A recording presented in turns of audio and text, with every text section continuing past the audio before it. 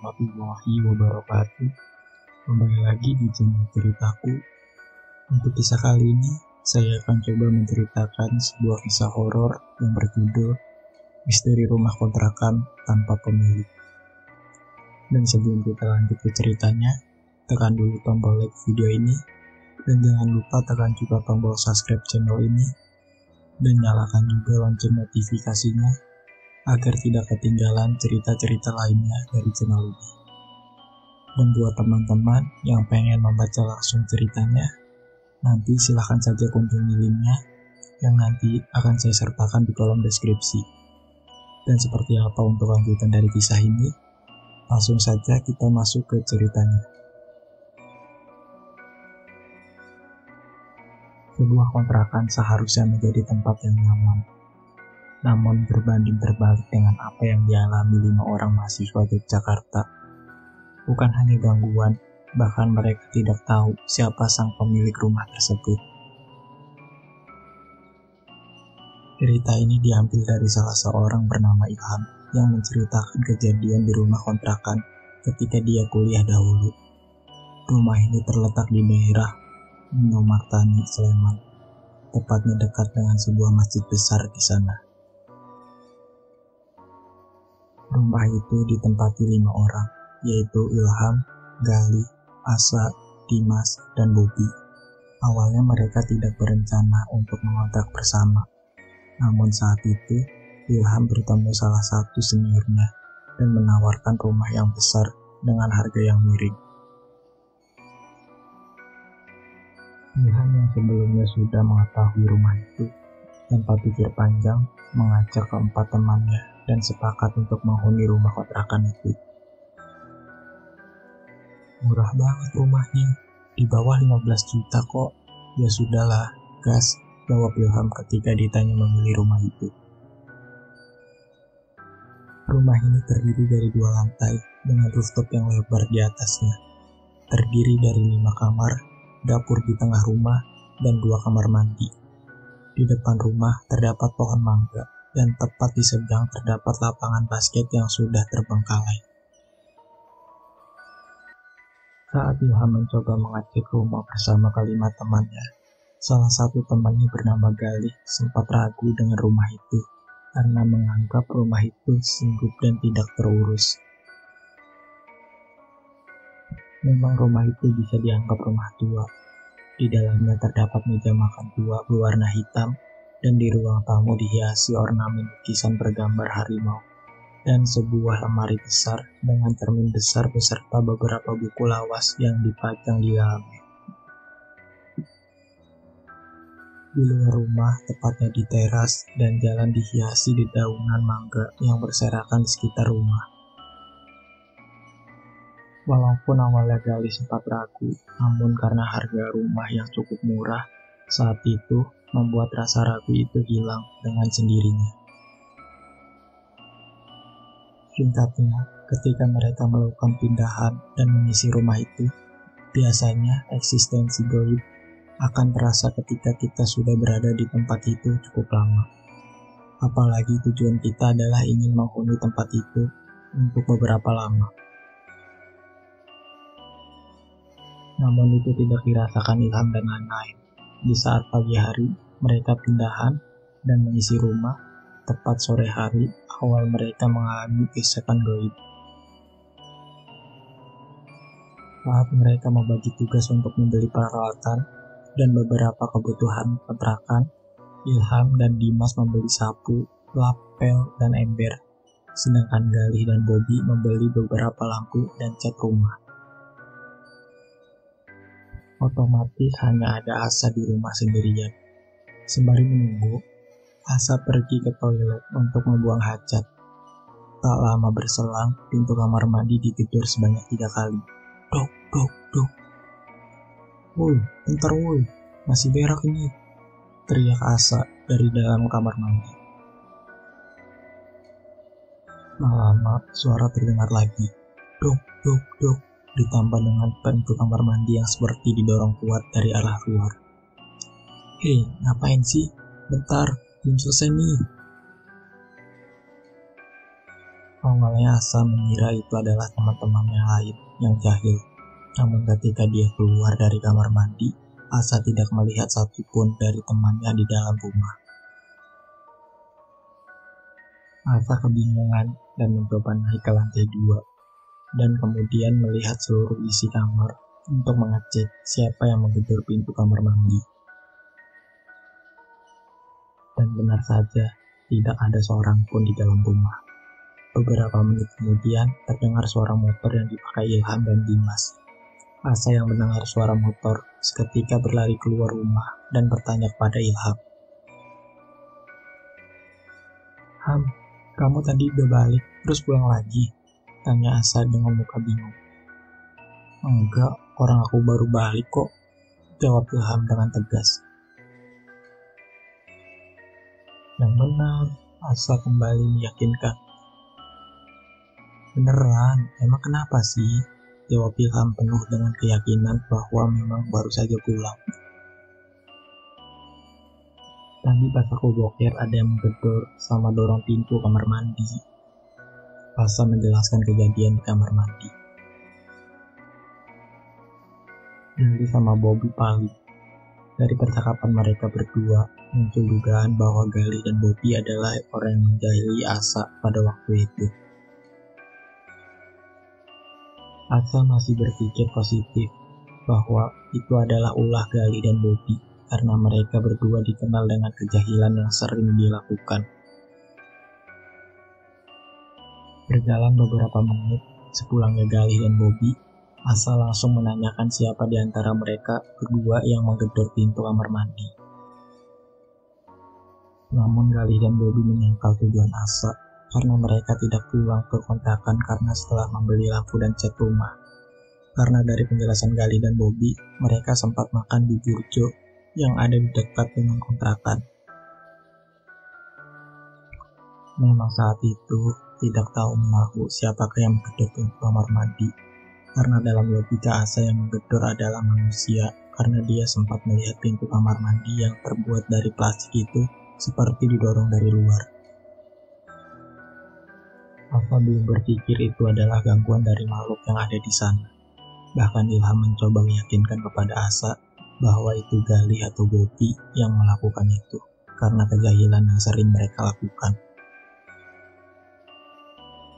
Berjalan beberapa minggu, eksistensi gaib mulai terasa, dan semua orang penghuni rumah mengalaminya. Kali ini dialami Gali. Kamar Gali memang berada paling belakang. Ketika sholat maghrib, kebetulan arah kiblat adalah arah jendela kamarnya yang langsung menghadap ke arah sawah dan kebun pisang. Di rakaat pertama sampai kedua, Gali tidak merasakan keanehan apapun. Ketika dia bangkit dari rakaat kedua, dari ekor matanya melihat sesuatu berwarna putih seperti sedang mengintip dari jenggot. Gali sempat ingin melihat ke arah itu, namun dia masih mencoba khusyuk untuk menuntaskan rakaat terakhirnya. Setelah salam, dan ketika berdoa, dari ekor matanya masih merasakan sosok putih itu. Rasa penasaran Gali membuatnya tak bisa menahan apakah sosok yang dilihat dari ekor matanya. Ketika dia mencoba menengok ke arah jendela, betapa kagetnya melihat sosok kepala pocong dengan wajah yang gosong dan beberapa bercak darah. Bahaya Gali berteriak, kemudian berlari menjauh dari rumah tanpa mengunci pintu dan mengungsi ke sebuah keangkringan dekat kontrakan sambil melihat kontrakan dari kejauhan, menunggu teman kontrakan lain datang. Beberapa jam berselang, Ilham yang pulang dari kegiatan kampus bingung melihat pintu kontrakan yang terbuka lebar dengan keadaan lampu yang tidak menyala, padahal sudah jam 9 malam. Ilham segera menyalakan lampu depan dan tak lama datang Gali yang langsung menceritakan kejadian yang ia alami. Sejak saat itu, Gali menutup jendela kamarnya dengan sebuah poster besar dan menutupnya dengan gorden gelap dengan harapan tidak melihat itu kedua kalinya. Namun sejak saat itu pula muncul kejadian-kejadian aneh. sering dialami, seperti ada sesuatu yang membuka gerbang dan energi yang ada di rumah tersebut. Tiap malam, sekitar jam setengah 12, siapapun yang ada di kontrakan di jam itulah sering mencium kembang melati. Bahkan teman-teman lain yang notabene bukan penghuni kontrakan juga mencium bau kembang melati tepat di jam setengah 12. Keanehan lain adalah di waktu tertentu atau bisa dibilang malam weton tertentu di jam 9 atau 10, listrik kontrakan sering mati dengan sendirinya. Sering juga terdengar suara langkah kaki, duk, duk, duk, dari arah tangga yang memang terdengar jelas, apalagi tangga rumah dibuat dari sebuah kayu. Namun suara itu hanya didengar oleh 4 orang itu, yaitu Bobby, Galih, Asa, dan Ilham. Dimas yang kamarnya berada di lantai 2 tidak pernah mendengar suara itu karena kamarnya memang kedap suara. Saking seringnya mendengar suara, pernah satu malam Ilham dan teman-temannya berinisiatif membuktikan suara itu dari arah ruang tamu. Walaupun Dimas tidak pernah mendengar suara itu, namun rasa penasaran Dimas muncul karena mendengar cerita dari anak kontrakan lain yang sering menceritakan suara itu setiap malam. Mereka berlima berkumpul dan menunggu suara itu dengan sebuah pembuktian. Apakah suara itu muncul ketika mereka berlima berkumpul menjadi satu? Dan apakah suara yang mereka dengar hanyalah suara langkah kaki Dimas yang sering mondar-mandir ke kamar mandi ketika malam hari? Mereka melakukan itu dengan alasan suara derapan kaki memiliki ciri khas. Suara hanya terdengar ketika Galih, Bobby, Asa, dan Ilham sudah berada di kamar masing-masing atau saat mereka mulai tertidur lelap. Dan suara itu menjadi sebuah keanehan karena suara yang begitu keras dan tak jarang mengganggu kenikmatan mereka ketika tidur. Mereka melakukan pembuktian sembari bermain kartu dan beberapa cangkir kopi menunggu suara itu datang hingga pagi hari. Hingga pukul 2, yang biasanya suara itu terdengar tak kunjung menunjukkan eksistensinya. Hingga muncul obrolan bahwa suara itu berasal dari Dimas yang sering mondar-mandir ke kamar mandi. Namun Dimas membantah dan merasa sangat jarang, bahkan tidak pernah turun di jam di mana suara sering terdengar. Walaupun sempat terjadi perdebatan dan pembuktian, mereka malam itu dirasa nihil. Sekitar jam setengah 4 pagi, mereka mulai membereskan gelas dan kartu yang berserakan di ruang tamu. Dan beberapa menit kemudian, suara itu muncul tiba-tiba dari arah tangga. Duk, duk, duk, duk, duk, duk. Suara itu terdengar 2 kali, seperti mengarah turun dan naik. Yang awalnya penasaran, ternyata mental mereka teruji setelah mendengar suara itu. Seketika rasa panik muncul dan mereka sempat berlari ke arah kamar Ilham. Bahkan Bobby yang terkenal pemberani langsung menutup badannya dengan selimut dan bantal. Tak lama berselang, terdengar suara blak. Suara keras itu berasal dari atas, tepatnya dari kamar Dimas. "Woi, apaan itu? Anjing gak bener ini," teriak Bobby cukup keras. Kepanikan bertambah dan bingung harus berbuat apa. Ilham yang mencoba menenangkan yang lain, mengajak untuk ke lantai 2 untuk mengecek kamar Dimas.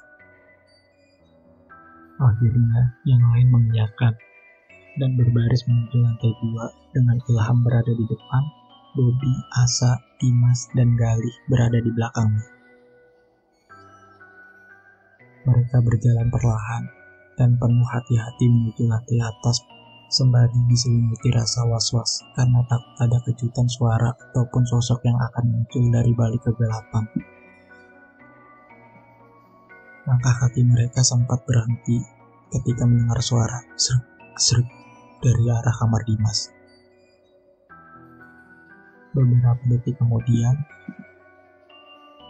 Mereka melanjutkan langkah kaki, dan betapa kagetnya melihat kamar Dimas yang sudah berantakan dengan beberapa kertas yang berserakan. Kursi yang sudah berada di pojok kamar seperti dilempar, dan kasur yang sudah berdiri tegak.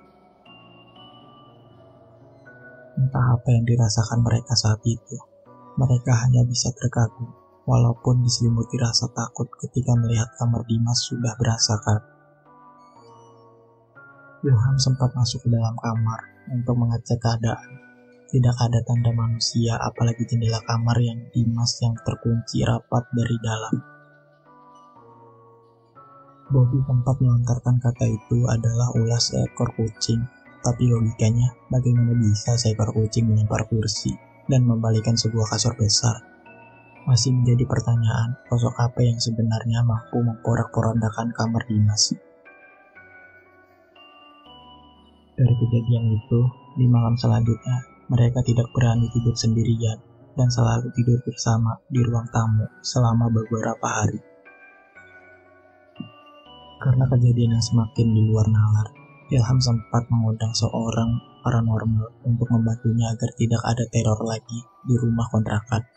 Dan hasilnya selama 2 bulan, suara itu benar-benar hilang, walaupun bau kembang melati kadang kala masih tercium. Ketika suara itu sudah hilang, dan mereka merasa tidak ada gangguan lagi, ternyata rasa aman itu ditolak oleh makhluk gaib yang ada di sana. Tepatnya setelah kontrakan Ilham dijadikan markas para pemabuk selama beberapa hari. Suatu malam, ketika Ilham sedang bersantai sembari mendengarkan lagu, tiba-tiba lampu kamarnya bergerak dengan sendirinya. Klek, klek, klek, klek. Ilham melihat dengan jelas saklar lampu kamarnya bergerak ke arah on-off, seolah-olah sedang bermain dengan saklar lampu. "Woi, jangan ganggu!" teriak Ilham membuat saklar lampu berhenti bergerak, dan kemudian muncul suara seruk-seruk-seruk dari arah depan rumah. Suara yang Ilham dengar adalah seperti suara orang menyapu dengan sapu lidi. Walah, malah diterusin. "Shh, diam!" Tiba-tiba, listrik kontrakan padam dengan sendirinya. Dengan penerangan seadanya, Ilham mengambil rokok, dompet, dan kunci motornya untuk pergi ke salah satu kos temannya yang tak jauh dari kontrakan. Baru pagi harinya, Ilham kembali ke kontrakan dan sempat ditanya oleh Bobby kenapa semalam ia tidak pulang ke kontrakan. Ilham menceritakan kejadian malam itu, dan ternyata Bobby yang pulang malam itu mengatakan bahwa listrik kontrakan dalam posisi hidup karena Bobby yang pertama kali pulang dari teman-teman kontrakan yang lain. Memang setelah menjadi tempat mabuk, energi gaib seperti muncul kembali, namun berbeda dari sebelumnya, dan bisa dikatakan menjadi lebih besar dari awal dia menempati kontrakan. Suatu sore, ketika listrik di daerah kontrakan padam, Ilham mencoba iseng memotret secara acak beberapa kali ke seluruh penjuru kontrakan. "Apa kau bikin itu, Pra? Kenapa foto-foto itu kau?" kata Bobby. "Anjing lah, coba lihat ini, Pra," kata Ilham. "Apa itu, Pra? Wih, udah betul lagi di kontrakan. Kau pun mabuk kemarin. Dadah, pergilah," kata Bobby. Hasil potret Ilham terdapat sosok yang terlihat dengan jelas pada saat itu. Sosok wanita bergaun putih dengan muka dan rambut panjang. Setelah melihat hasil jepretan Ilham, Bobby memaksa pergi dari kontrakan karena takut terjadi hal yang tidak diinginkan. Ketika Bobby dan Ilham pergi, di malam yang sama sepulangnya Asa dari kegiatan kampus. Asa masuk ke dalam rumah dan sempat duduk di ruangan tamu yang langsung mengarah ke sebuah wastafel dapur dan meja makan dua. Di posisi itulah Asa melihat sosok wanita bergaun putih berdiri sembari mencuci piring dengan suara air mengalir dan suara piring yang bergesekan. Asa mencoba mendekat dan memastikan siapa wanita itu. Terlihat dengan mata kepalanya sendiri, kaki wanita itu tembus ke dalam tanah, Tanpa berpikir panjang, Asa berlari ke kamar, menutup gorden, dan mengunci pintu rapat-rapat. Asa yang ketakutan mencoba menghubungi teman-teman yang lain. Galih dan Dimas yang segera datang langsung menuju kamar Asa untuk melihat keadaannya. Tok, tok, tok. Sa, kenapa Sa? Kata Galih. Siapa itu? Kata Asa. Ini aku sama Dimas, kata Galih. Buka Sa, kenapa? Kata Dimas. Dibukakanlah pintu kamar dengan raut wajah Asa yang pucat dan tangan bergetar. Dengan bibir yang bergetar, Asa menceritakan apa yang dilihat sebelumnya. Galih sempat bingung karena baru melihat sosok wanita. Karena yang dilihatnya ketika sholat adalah sosok pocong, bukan sosok wanita yang dilihat Asa. Tak lama, Ilham dan Bobby yang kemudian datang langsung mendatangi Asa yang sedang duduk bersama Galih dan Dimas. Kenapa kau Sa? Lihat wanita ini kan pasti, kata Bobby. Kau tahu kau Bob, kata Galih. Tahulah, tadi sore Ilham memotret dapur ada cewek. Gara-gara Ilham itu, kata Bobby. Mana ada, aku pula, kan gak sengaja, kata Ilham. Tapi baru kali ini Bob ada cewek, kata Galih. Iya juga, ada baru lagi. Yang kemarin aja mau mati aku dibuatnya, kata Bobby. Memang selama ini mereka belum pernah diperlihatkan atau suara sosok wanita. Hanya setelah taman Indihome Ilham datang dan setelah kejadian pesta miras ada sosok wanita yang memunculkan ekstasinya. Sosok wanita ini ternyata tak hanya mengincar penghuni kontrakan. Ketika Ilham bersama temannya bernama Doko, Ilham yang saat itu selesai mandi menuju kamar. Doko yang saat itu menunggu di ruang tamu sembari menonton TV dengan posisi yang sama dengan Asa sebelumnya. Dari situlah Doko melihat sesuatu dari arah dapur berdiri menatapnya. Doko yang tercengang dengan sosok itu sontak berteriak. Ham, ham, itu ham, putih hitam ham. Ilham yang terkejut menghampiri Doko dan sudah melihat Doko menangis sembari menunjukkan tangannya ke arah dapur. Kenapa Dok? Kok nangis? Dah ayo balik, ganti baju. Ilham yang masih dibalut handuk segera berganti pakaian dan segera pergi dari kontrakan. Ilham bertanya kepada Doko apa yang membuatnya menangis. Doko menjelaskan melihat sosok wanita dengan wajah hitam dan rambut panjang berdiri menatapnya tepat di dapur. Ilham yang mendengar penjelasan Doko teringat Asa yang melihat sosok yang sama dan melihat di tempat yang sama. Setelah kejadian sosok itu, Doko tidak mau kembali ke kontrakan Ilham dan merasa kapok bertamu ke kontrakan Ilham. Beberapa hari setelah kejadian Doko, keanehan kembali dialami oleh Asa. Di dalam kamar Asa sering ada bungkukan rambut panjang tepat di pojok kamar. Bukan hanya satu, namun beberapa bungkukan yang sering Asa temukan. Setiap hari ia temukan gumpalan itu, dan setiap hari pula ia membersihkan gumpalan rambut panjang. Mungkin karena muak, Asa membiarkan gumpalan rambut itu, dan anehnya, gumpalan rambut itu hilang dengan sendirinya tanpa ia bersihkan. Sosok wanita ini memang menjadi momok kontrakan. Suatu ketika Dimas sedang membersihkan kamar mandi di belakang. Dimas yang sedang fokus membersihkan segala penjuru kamar mandi, tiba-tiba mendengar dentingan tertawa wanita.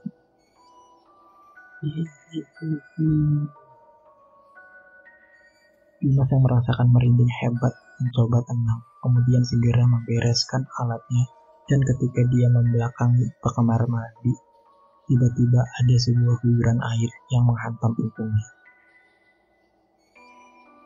Sontak Dimas berlari menuju kamar dan segera mungkin memejamkan mata. Saat itu Dimas tidak bercerita kejadian yang ia alami kepada yang lain. Gangguan berlanjut dialami yang lain satu persatu. Galih, Ilham, dan Bobby merasakan hal yang sama, namun dengan suara lantunan wanita yang didengar mereka bertiga ketika menggunakan kamar mandi belakang. Karena gangguan itu dialami oleh semua orang, Ilham kemudian berinisiatif menggembok kamar mandi agar tidak ada yang merasakan gangguan itu lagi. Namun itu hanyalah sebuah candaan semata. Suara langkinan itu masih sering terdengar, terutama Galih yang memang dekat dengan kamar mandi belakang. Bahkan Galih memilih lebih sering tidur bersama Bobby atau Ilham ketika ada tanda-tanda suara itu akan terdengar. Tetapi sosok yang dulunya pernah Galih lihat di sebuah jendela kamar terlihat kembali ketika dia sedang membuang sampah tepat malam hari. Dia melihat sosok pocong tepat di seberang jalan dan berdiri tepat di sebuah pelang jalan. Galih sempat tak bisa bergerak dan hanya berdiri, saling menatap. Beberapa detik kemudian, sosok pocong itu hilang, beriringan dengan Galih yang berlari kecil menuju kamar Ilham. Memang gangguan yang terjadi seperti berturutan dan selalu dirasakan kelima orang penghuni kontrakan. Kejadian yang paling epik dan membuat mereka tidak betah lagi di kontrakan adalah ketika sekitar 10 orang sedang bermain gitar dan menikmati beberapa jamuan malam di lantai atas, tepatnya di rooftop rumah. Sedang asik-asiknya menikmati malam, tiba-tiba dari kejauhan terlihat sambaran cahaya merah mengarah ke pohon mangga. Beberapa orang mencoba mengecek cahaya apakah itu, namun tidak ada cahaya ataupun sesuatu yang memicu adanya cahaya merah itu datang. Namun tak lama muncul bau anyir yang sangat menyengat. Anak-anak kontrakan yang sudah mengerti kode Ilham segera membereskan semua barang dan mengajak yang lain untuk kembali ke dalam rumah dan diminta untuk segera tidur. Kelima orang lain selain penghuni kontrakan merasa bingung kenapa diminta untuk masuk ke dalam dan membereskan semua, padahal mereka merasa tidak ada yang aneh. Ketika semua berkumpul di ruang tamu, muncul obrolan, dan di situ Bobby menjelaskan bahwa ada sesuatu yang tak beres dengan rumah kontrakannya. Bobby menceritakan segala sesuatu yang pernah mereka rasakan kepada 5 orang lain selain penghuni kontrakan. Bobby yang sedang menceritakan satu persatu, tiba-tiba mereka mencium bau gosong dan terlihat sebuah percikan merah seperti api dari arah luar. Ilham otomatis membuka pintu rumah dan betapa ngerinya ke-10 orang melihat sebuah bola api yang terbang berdekatan dengan pohon mangga dan membuat beberapa ranting dan daun terbakar. Bola api kemudian terbang dan menjauh dengan cepat menuju arah barat. Beberapa orang sontak tidak bisa bergerak dan terkagum dengan apa yang mereka lihat. Namun Ilham yang tidak terbuai segera mengambil ember berisi air dan memadamkan api yang membakar pohon tersebut. Ilham dan yang lain sempat tidak percaya dengan apa yang dilihat dan bertanya kenapa bisa semua orang melihat dan mencium bau anyir malam itu. Dari kejadian inilah, beberapa penghuni kontrakan mulai takut dan tidak nyaman berada di rumah. Bobby, Galih, dan Dimas lebih sering berada di kontrakan temannya, dan hanya ada Ilham dan Asa yang lebih sering berada di kontrakan. Hingga di penghujung masa kontrak, Dimas, Bobby, dan Galih memilih pergi dan berpindah kontrakan. Asa juga memilih untuk lebih sering ke asal rumahnya di Salatiga, dan hanya tersisa Ilham sendirian. Ilham sebenarnya sudah memutuskan untuk berpindah, namun harus menunggu 1 bulan untuk bisa berpindah karena kos yang akan ia tempati selanjutnya masih dipakai penghuni sebelumnya. Di masa 1 bulan kepindahannya, gangguan masih sering dirasakan Ilham sendirian. bau kembang melati masih sering tercium dan suara tangga kembali muncul setelah beberapa bulan berhenti.